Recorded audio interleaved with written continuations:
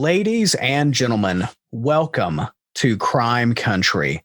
Today, we have a very interesting episode that combines history, family, and true crime. In a small town, a dark secret was covered up until a member of that family, generations later, discovered it. And today, we are joined by the author of the book, The Potato Masher Murder, and the man who discovered it. And that is Gary Sosniecki. Gary, thank you so much for coming on the show today. Thank you very much for having me on the show and for inviting me to appear on your show, Nick. And Gary, for our audience today, would you tell us a little bit about yourself? Nick, I was in the newspaper business for 43 years, most of that here in Missouri, but I worked in 4 states. And my wife and I owned 3 community newspapers of our own. And that was between 1980 and 2007. We ran a small daily for a while. And we had a lot of success, both fortunately, financially, and in terms of awards and things. And we're in the Missouri Press Association Hall of Fame. So that is my background. But this is my first book. Before we jump into the episode, I want to ask, what led you to write this book specifically? And why I ask that is, a lot of people, when they find out certain things about their family history, a lot of them may not actually tell anyone else, so on and so forth. And so when you discovered what you discovered, what led you to write this book that is really odd true crime fans and people who love studying family history across the United States? My brother and I, growing up in the Chicago area, we heard things said at family gatherings about a murder in the family, but we didn't know much about it because what we heard was kind of cryptic, and it certainly wasn't anything that our parents talked to us about.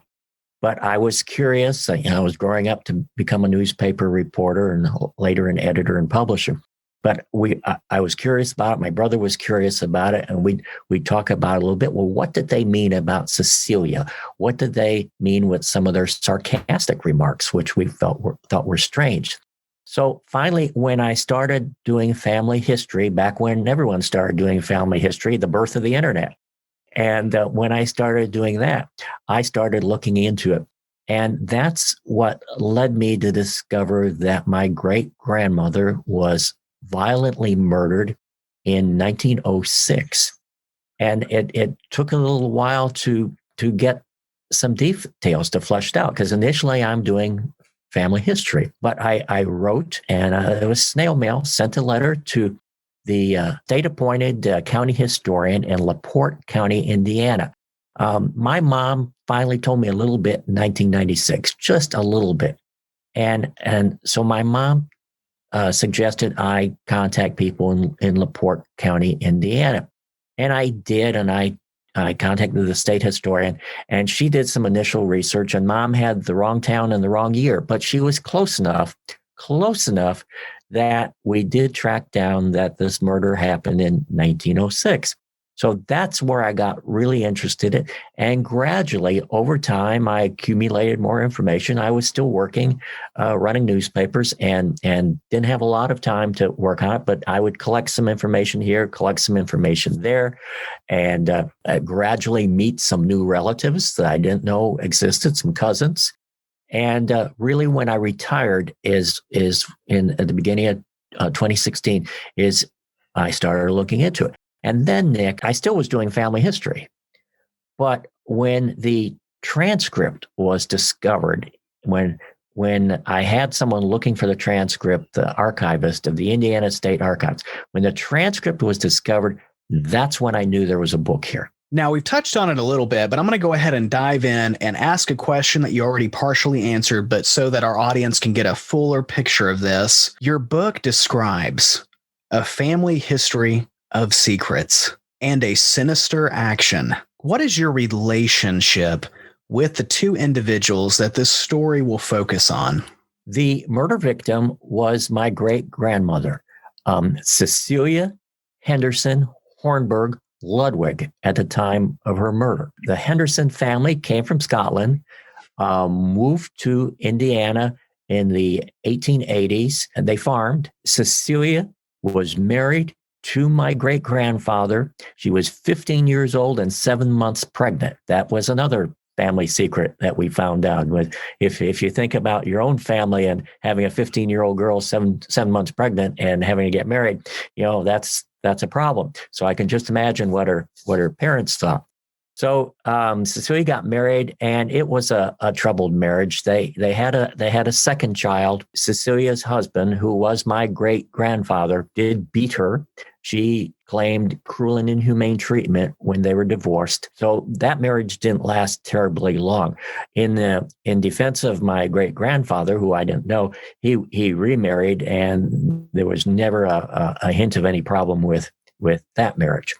So Cecilia eventually wound up 2 counties over in Elkhart County, Indiana. And these counties that we're talking about are in the upper tier of Indiana counties on the Michigan border, an area called Michiana. So she wound up working as a domestic a few years later in Elkhart, Indiana. And she met a man named Alvin Ludwig. And that's A-L-B as in boy, Ludwig, not Alvin, but Alvin. And Alvin was from a family that had moved from Germany at about the same time as the Hendersons came from Scotland. And they had settled in Elkhart, where there are other Ludwigs. And by the time Cecilia met him, he was running a saloon called the Monument Saloon in downtown Elkhart. And they got married, and that was a troubled marriage from the start. And for our audience today, if it is okay with you, would you guide us through the events leading up to the murder? The marriage was a troubled marriage. Initially, they lived with Alvin's mother, widowed mother, in Elkhart, but they got kicked out of the house after Cecilia struck her mother, and then 10 days later struck her sister-in-law. So the mother-in-law booted them out of the house. They lived elsewhere in Elkhart until Alvin could sell the saloon. And then they moved to Mishawaka, Indiana, which was 11 to 12 miles to the west. And for your viewers who aren't familiar with Mishawaka, Mishawaka is kind of a smaller but twin city to South Bend, where Notre Dame is. And everyone knows where Notre Dame is. They have grown together now, but at that time they were a little bit separate. So they lived in a new neighborhood in 1903, I think is when they moved to Mishawaka. Lived in a new neighborhood, were making payments on a new house. Alvin got a job at the shoe factory, and which was known as the rubber plant because they made rubber shoes. And but the marriage was in trouble. Cecilia got caught at least twice with a man in the house. One time, Alvin came home from work early in the morning because he had forgot his pocket watch. And he went upstairs looking for Cecilia, and Cecilia's clothes were on a bed, but he found Cecilia in a different bedroom with a boarder. And they were hiding in a closet. And Alvin never said whether they were dressed or not when he found them in the closet. But the implication was they're in a closet, the clothes are on the bed in another bedroom, that they probably were in some state of undress. So that was one, and he knew that date. He could tell you exactly what date that was in 1903, I think December something, 1903. He knew exactly what that date was. He remembered that.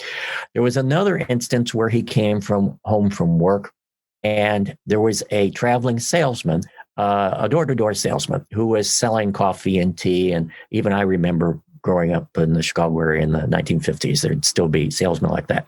But this one, he came home, and the salesman was sitting on Cecilia's lap. Now, Cecilia was a big girl. She was 5'8", weighed 65 pounds. Her dad was 6'7". So, I'm sorry, Cecilia was 5'10". So she was a big girl. So it's believable that a guy would be sitting on her lap. So this was another instance. Alvin had a huge temper, ferocious temper. Cecilia had a temper. Alvin had gone to the newspapers in South Bend and wanting them to do stories about his wife having being seen in the company of other men. So This came to a head on the evening of September 24th, 1906. Cecilia's sister, Jean, who was as much of a gadabout as Cecilia was, the sister Jean, and she had moved into the house with her two children in June of that year. And they ran around town a lot. And the evening before the murder, September 24th, they'd been gone all afternoon shopping for shoes. And they came back, had dinner, and then they went out again, supposedly to buy medicine for Cecilia's sore feet.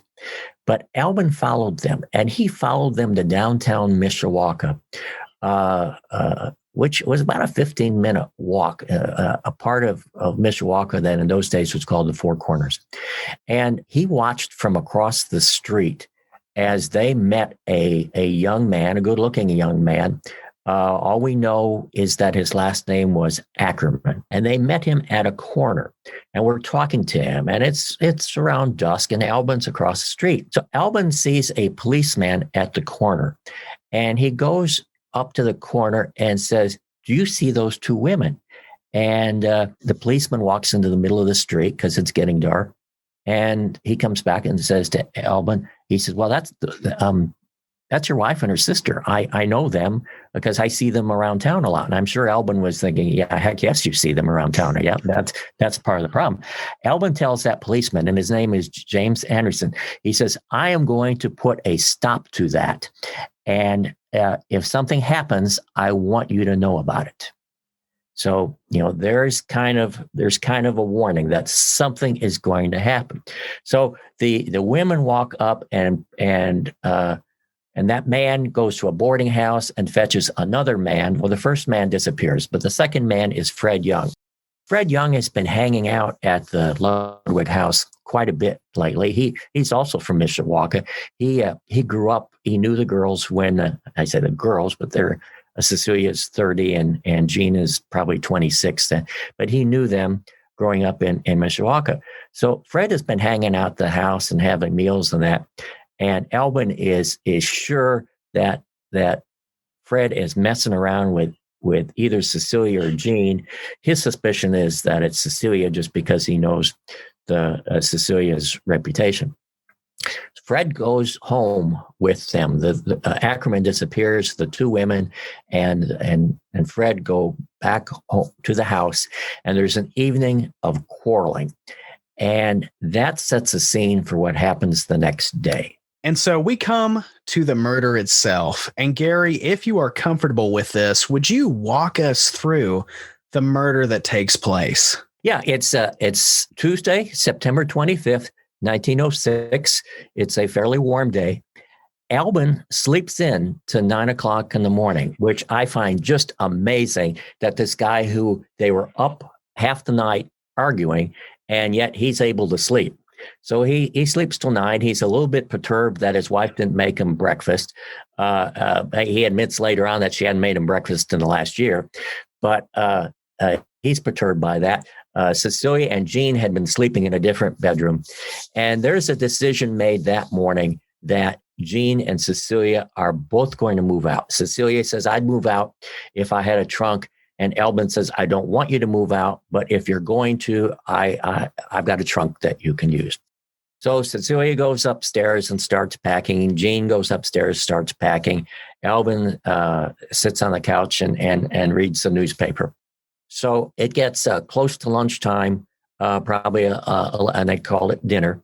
And it's about 11 in the morning. And Cecilia says, I would fix a lunch of boiled potatoes and boiled meat, which was a common lunch, common dinner, what they call it, the noon meal. But I need gasoline for the gasoline stove. Now that just amazes me. That was one of my most amazing discoveries, that there were gasoline cook stoves back around 1900. Gasoline cook stoves. It's probably a different blend from what I put it in my old truck right now, but still, gasoline cook stoves. So Albin goes uptown and buys 2 gallons of gasoline for the cook stove. He also stops at the drugstore and picks up a bottle of brandy.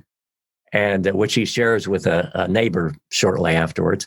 But so they have dinner. Jean is not at the dinner. She has left to the livery service to find a wagon to take their trunks to the train station. But you've got Albin and you've got Cecilia and you've got the two young children, Jean's two young children, and they're having the lunch.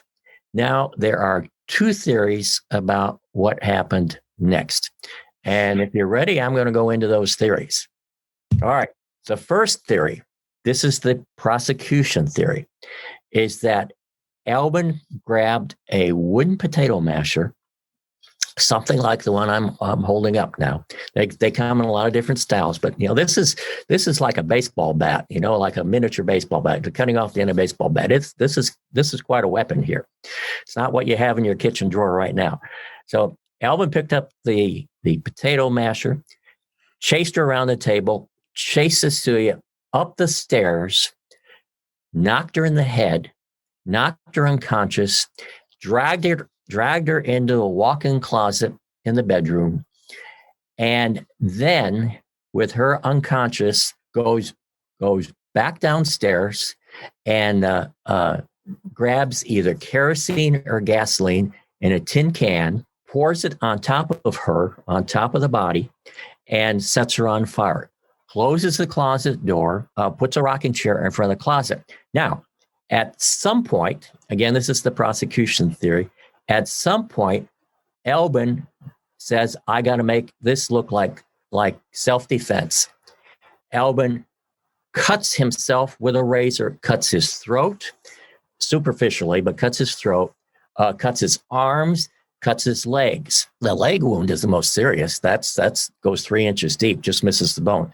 So either he did part of that before he went downstairs, because there is blood downstairs. They find blood downstairs. So either he did part of that then and the rest of it later, but at some point he's all bloody because that's how he's found.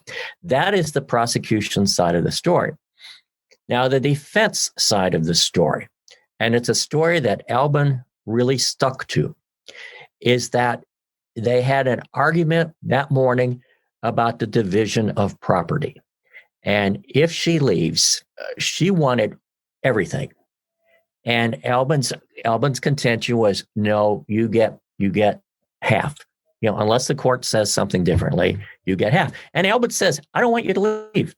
You have taken off at times and spent a week or 2 weeks in South Bend. That's fine. If you're coming back, it's fine. But if you're not coming back, then I'm going to sell everything. Well, she says, I want it all. So that has been going on, and that was going on in the morning. So Albin goes upstairs after lunch. Actually, not immediately after lunch. Albin suspects that the coffee that Cecilia served him at lunch, at dinner, it tasted peculiar, and he starts getting sick. And he goes and sits on the front porch. He doesn't feel well. His stomach is hurting, and he doesn't know if he's going to throw up or have to defecate or what. But he's not feeling well.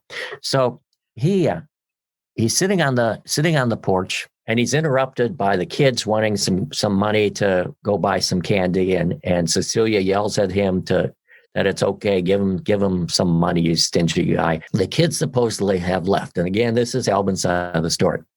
Albin goes into the backyard and gets a chamber pot. There was no plumbing upstairs. I'm not sure if there was plumbing anywhere in the house, but he gets the chamber pot, which people used as a toilet back then, takes it upstairs, lays down in the bed, and he's probably laying on the bed thinking, oh, woe is me. My wife is leaving me, and I feel terrible. And did she poison me? And he says, suddenly he realizes, where's the life insurance policy? There's a life insurance policy on him that makes Cecilia the beneficiary. Well, he said, I got to find the life insurance policy. So he goes and looks in Cecilia's dresser for the life insurance policy and can't find it. So he goes to the trunk in the closet, which she has packed, and digs around it. Now, Cecilia comes upstairs and says, and she's carrying a potato masher. Again, this is Albin's side of the story. And she says, "What are you doing?"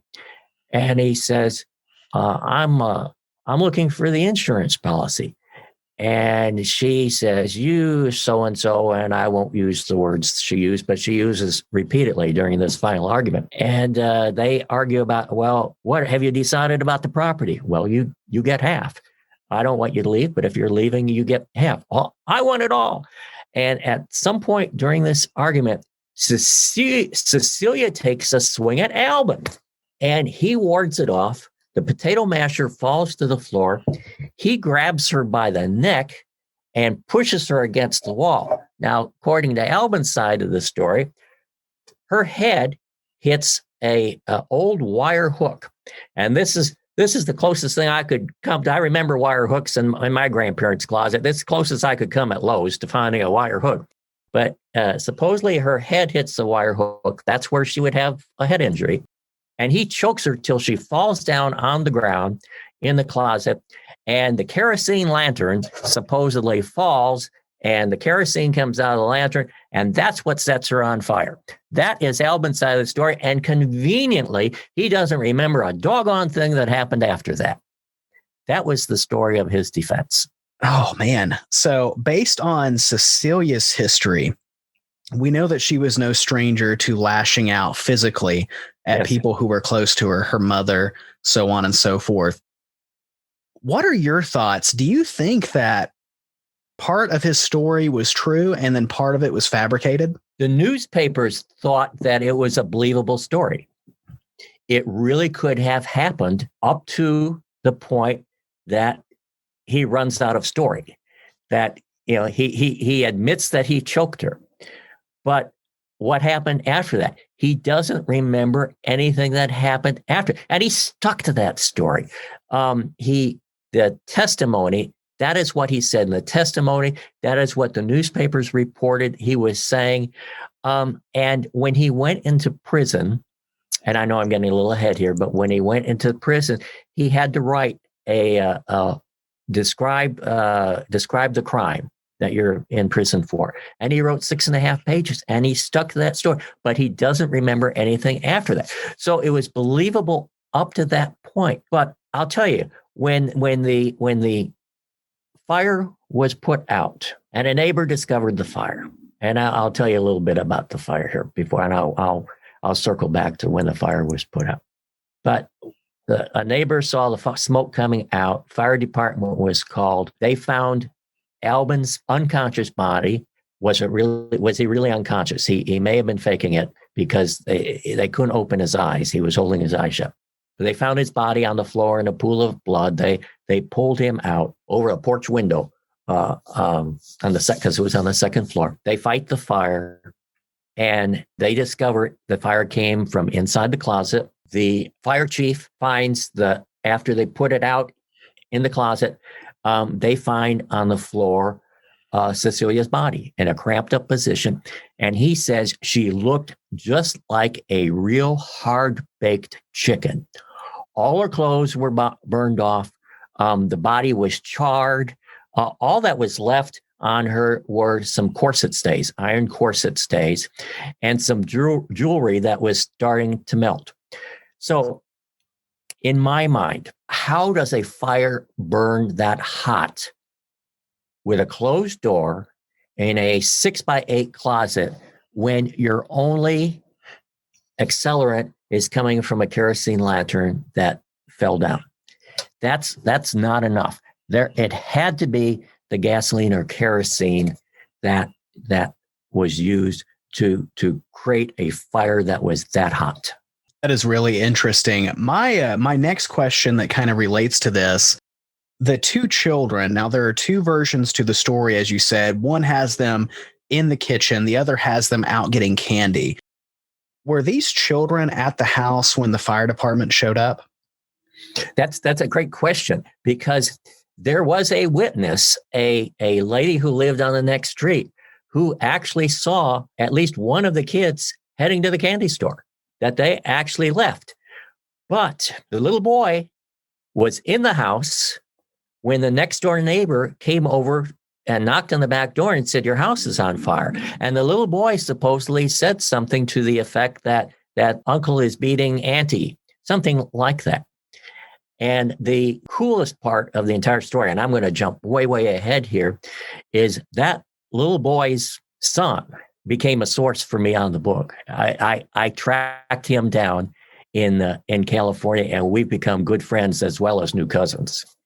So yeah, so the stories, either story could be correct. Were the kids in the house or were they buying candy? That's really interesting because, it's like to a point, it loses a logical element. It's like he could have easily have hit her repeatedly with the potato masher. Only one wound though. Yeah. Scarred himself up to make it look like self-defense, but the fire just, it's like, you know what I mean? It goes from, this could have been a argument that got out of control that led to both parties assaulting each other to flat out, well, what are the chances of that actually happening? That's so crazy. Wow. It was a heck of a fire. The coroner said that or medical examiner said that she died of shock from the burning. So she was still alive at the point when she was burned. She may have been unconscious when she was set on fire, but she was still alive. And now that we've covered the murder, we've covered two conflicting stories. My next question is now the aftermath. Once it's discovered that there has been some form of foul play, what happens then, especially with the police and the media? Well, the newspapers jump on this story like a dog with a bone. And being a journalist myself, it fascinated me that this happened somewhere between 1:30 and 2:30 afternoon. And the two afternoon newspapers in South Bend had that story in their afternoon paper. And that's just incredible. I know I worked for afternoon papers back in the 70s before they all went to daily, but that just fascinates me that they had the story that afternoon. So it was a newspaper era. There was no radio yet, no television, no internet. So newspapers is where they got the news. There were 2 weekly newspapers in Mishawaka. There were 2 daily newspapers in South Bend, 2 daily newspapers in LaPorte. And of course, that's where Cecilia was from. So that was the story they wanted. And 2 daily newspapers in Elkhart. And plus, most of the daily newspapers also had a weekly edition. So this was just big news for much of a year, at least through the trial. So they jumped on the story. There was a particular reporter who I really liked, named of Peter Young, and he was with I think it was the South Bend Daily Times, and he was their Mishawaka reporter, and he had a column every day called Mishawaka Department, and often it could go a full page on page 2 of the paper, and he wrote some of the great coverage, and this was very graphic journalism back then. And it was not necessarily objective. It was he would speculate on what happened. At one point, he speculated that perhaps it was all Cecilia's fault, bad marriage and so forth. But he speculated. So the newspapers really jumped on this, and they covered it. There was a story that and Albin was being treated at Epworth Hospital in South Bend for his wounds, including damage to his throat. So he apparently had poison, whether it was in the coffee cup or whether he drank some of Cecilia's medicine, iodine and glycerin medicine, in order to commit suicide. There were throat wounds. So he was in the jail ward of Epworth Hospital, which is about a 3 stories plus a basement. And one newspaper reported that he had to be stopped because he was trying to jump out the window and was going to commit suicide.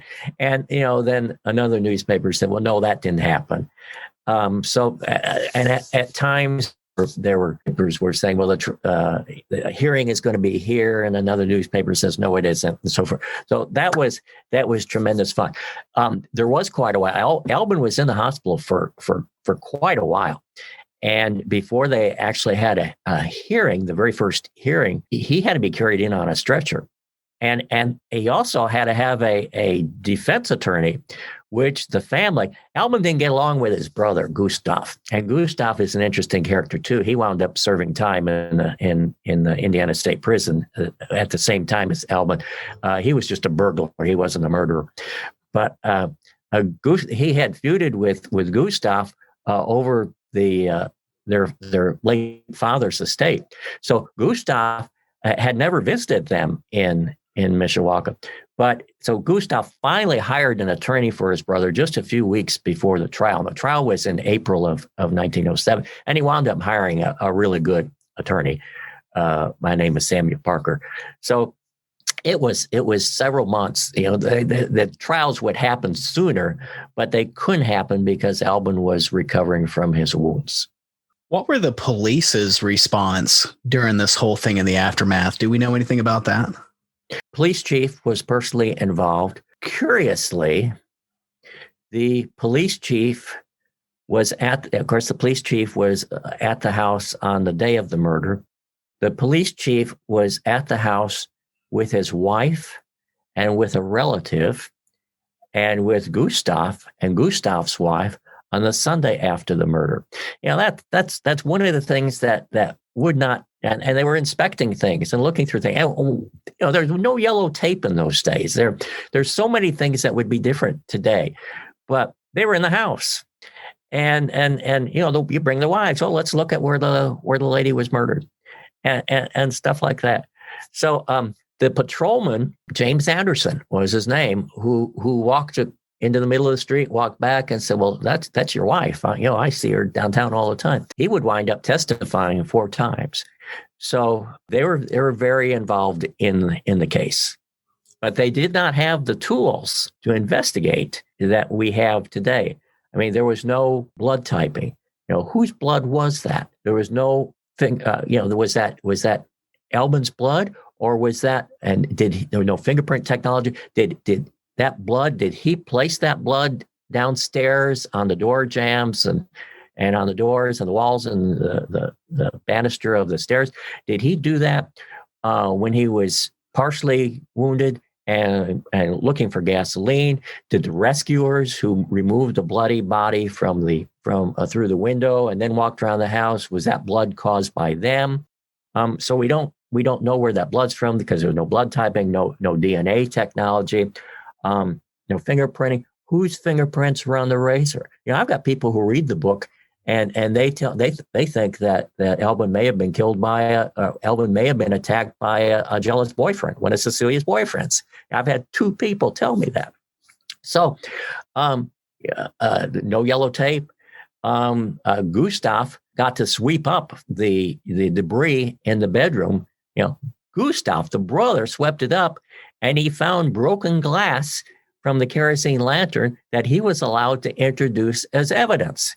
So, there were so many things that were different that would not happen now. You talk about in your book an almost history of family silence, a dark secret no one really wants to talk about or acknowledge. And so my question is, even though we touched on this briefly at the beginning of this episode, I want to revisit it. How did you find out the whole story? When did you first discover it? And lastly, how did family react when you created the book? It was 1996 before I finally got my mom to talk about it. So that would be 90 years after the murder. And my mom was elderly at the time. So she told me what little she knew. And actually she knew there was a fire. She knew there were kids that were playing outside. Now, she thought it was Grandpa and her Grandpa's sister who were playing outside. No, it was Jean's 2 kids. So my mom knew a little bit, and she told me that. So that was my start. And I got some basic information from that. But it wasn't until I retired in 2016 that I really started investigating it. And I'll be honest with you, I broke my ankle 6 months into retirement. And I had no choice but to find something to do because I was laid up for a couple of months. And So I started looking, and by that time, we had a lot of software that was available for searching. We had newspapers.com, we had genealogybank.com, we had ancestry.com. Microfilm was still important because not all newspapers were digitized. We made 2 or 3 research trips to Indiana and looked at microfilm and found the transcript. But as far as the other families go, Ancestry.com allowed me to track down prospective relatives, people I didn't know, but did find family trees. Okay, who are these people and do they know the murder? And I found people. I found Paula Steiner, and actually I had found Paula Steiner, Fern Schultz, the LaPorte County historian, had put me in touch with Paula Steiner. So I found Paula. And through Ancestry.com, I found people like Kent Berridge, who's a distant cousin. And Kent Berridge referred me to Judy Meyer. And these people are of my generation, mostly. And they knew, in most cases, they just knew a little bit too. So we started putting our heads together and lots of email correspondence and some telephone calls. And that's how I got the personal part of it. I think there was only maybe one of the people I talked to who had done research on their own and knew a little bit about it. And then on the Ludwig side of the family, I started trying to track down some Ludwigs, which I could do. Albin and Cecilia didn't have any children. Albin never had any children, but Albin was one of 4 or 5 brothers who moved to the Indiana, and they had relatives. So I found one descendant of one of Albin's uncles who had done some research. So we all put our heads together and came up with a lot of this information. Now, how did they react to it?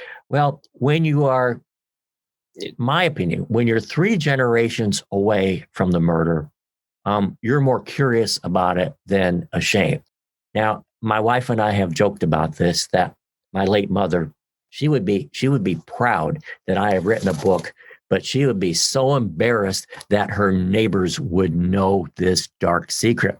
And what I say is, yeah, her neighbors, not only, of course, her neighbors aren't alive anymore, but her neighbors' children all have bought copies of the book, so they all know about it. So I think we are removed enough that our curiosity is really whetted by this, and we want to know what the story is. And for my last question, I was wondering, what happened to Albin? Albin went to prison. He, although his story was you could put some credence into his story. Trial lasted 5 days. His mother-in-law, Cecilia's mother, testified on the last day that Albin had told her for the murder, had told her that if Cecilia left him, he would kill her. So, that was pretty juicy testimony on the last day. But Albin's attorneys were hoping for a verdict of manslaughter, which would be, a much lighter sentence. But he wound up being convicted of second-degree murder, which is murder without premeditation. And he was sentenced to life in the Indiana State Prison. He learned some baking skills in prison. He got out after 16 years. And in my research of what the newspapers referred to as wife murders, with quotes, wife murders in Indiana in the first decade of the 20th century, if they didn't hang you, you got out after 16 years. That was basically it. So he got out after 16 years. Ironically, his probation was sponsored by a Elkhart policeman who once had broken up a fight between him and Cecilia. So he got out and he got in the restaurant business, first as an employee, and later, according to city directories, it appears that he owned a restaurant. There's one story from one of the relatives that he may have been a door-to-door salesman at some point, like the one who sat on Cecilia's lap. There's no indication that he sat on any housewife's lap during that period, but that's one story. During World War II, he went back to factory work, and he was in his 70s then, so he couldn't serve there, but he he worked at a factory in Elkhart that was doing, I don't remember, it was a metal craft. So they were doing something involved with the war. He died in 1954. There's no indication that he had remarried. He died in 1954, was buried in a different cemetery from the rest of the Ludwig family. It's an unmarked grave, and there was no obituary in the Elkhart Truth newspaper. We could not find it, looking either online and going through microfilm at the Elkhart Library. No obituary. One of his relatives found it in a book that the funeral home had published of deaths in 1954. That's the only way we know what happened to Al. Really sounds like he died alone, if that makes sense. Like completely cut off. Yeah, I think the family was ashamed. They probably didn't pay for a big funeral, and they didn't pay for a gravestone, and they didn't want him buried with the rest of the Ludwigs. And at least that's the implication that I get. My next question is, looking back at all the research you did, your discoveries about really not just your family, but the society and environments that they grew up in, what would you say is one of the more important things that you learned that really stuck with you, even if it doesn't necessarily involve the case itself? Well, domestic violence was a problem then, just as it is now. And this was certainly a case of extreme domestic violence and wife murders, even though there were a dozen that I researched back then, that they occur now, hopefully not quite as frequently as they were back then. But the big difference now is that there are resources when there's spousal abuse, and particularly the women, there are places where they can go for help. In the town where I live right now, which is a town of 14,000, there's an agency called COPE. It's a private agency. And I know that COPE stands for something. But the women can go there. They can stay for a certain length of time, which can be extended. They get food, they get clothing. Their kids can go with them, and they get job training, and it protects them from their husbands. And and it's in a location really that is not well publicized. You contact them by phones in order to try to keep the husbands out. So you have those resources now that Cecilia didn't have back then. But Cecilia was a big girl. She was bigger than her husband. A good 3 inches taller and weighed quite a bit more. So, she may have thought she could handle herself. Ladies and gentlemen, thank you for joining us here today at Crime Country as we explored not just a important aspect in American history and the American families that were here during that time, but a vicious secret that has finally come to light. And for all of you out there who love American history, local town history, this is the perfect book for you, and especially if you also like true crime.